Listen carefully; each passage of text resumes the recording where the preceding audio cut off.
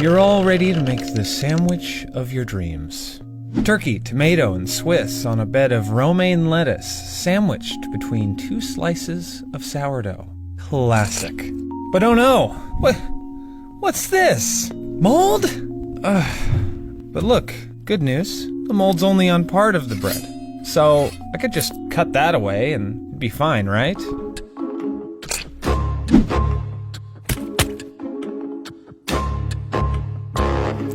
There's no such thing as a clean part of moldy bread. That's because mold is a fungus, like mushrooms. The caps on the surface are easy enough to spot, but there's a vast network of subterranean roots called hyphae that you can't see. So let's take another look at that bread of yours. Ugh, disgusting. Well, maybe you can just grab another piece from the same loaf.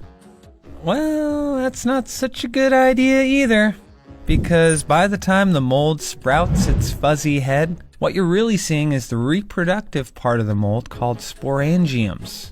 Each sporangium releases tens of thousands of spores, so even though you can't see it, that entire loaf could be teeming with fungus. But it seems like such a waste to just throw it out. After all, you eat mold on purpose all the time, like the mold that goes into making cheese, soy sauce, and even life-saving antibiotics like penicillin. Eating a little bit on your bread can't be that bad, right?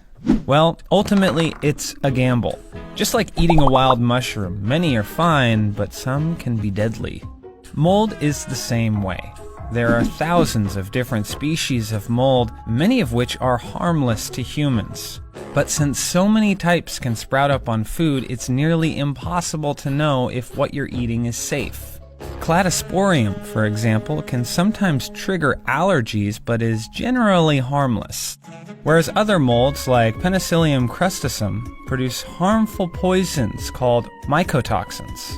An elderly couple in 2005, for example, was admitted to the hospital after eating a can of soup contaminated with this kind of mold. They had severe muscle tremors, but eventually recovered. But other molds, like Rhizophis stolonifer, can have permanent effects. And you might recognize this mold since it commonly grows on bread. Blue-green, with black splotches and super fuzzy.